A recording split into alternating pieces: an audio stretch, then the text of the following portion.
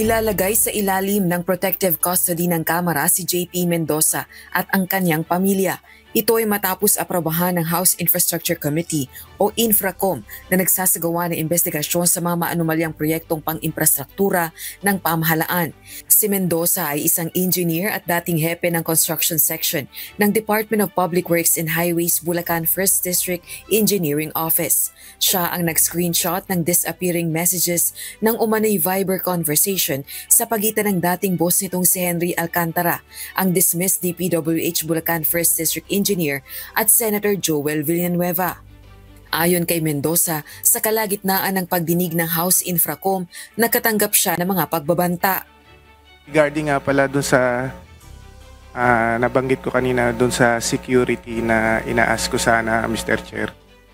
Kasi bago ako magsalita, last September 1, may nag-message sa akin sa Viber. Ang naka-name sa Viber is Hitman.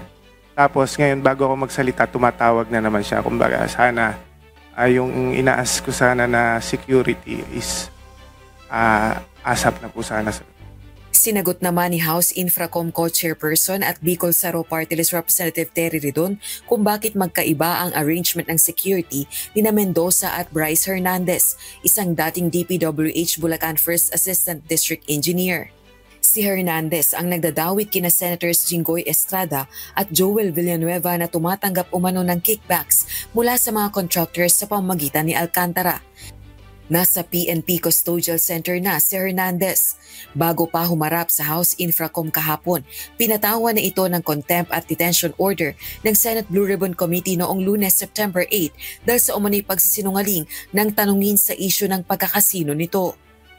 Kaya Engineer Hernandez po kasi meron pong contempt order sa Senate, no? So it is something that needs to be jointly determined by both houses, no? So yung pong determination po na yon ay siya po daw ay may mamalagi sa PNP Custodial Center. Syempre si JP Mendoza po kasi syempre naglahad po siya ng testimonya ngayon pong araw na ito. So ginagawad po natin sa kanya at sa kanya pong pamilya ito pong protective custody.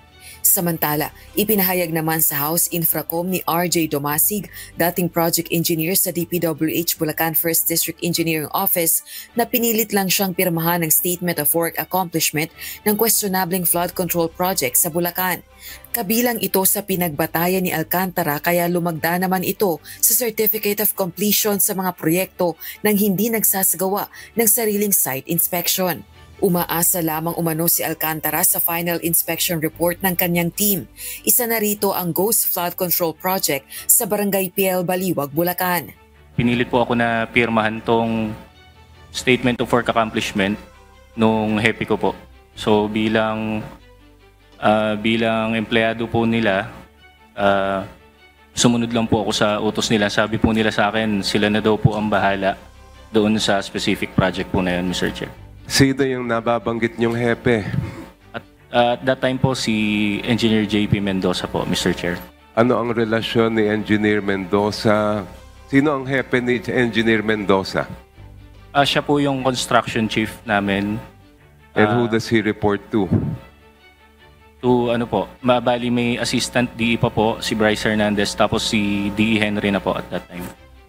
Alright, so you are affirming that hindi nyo kasalanan, pinilit lang kayo. Yes, Mr. Chair. Ano yung kapalit kung hindi kayo papayag doon sa sinasabi nilang dapat pirmahan ninyo?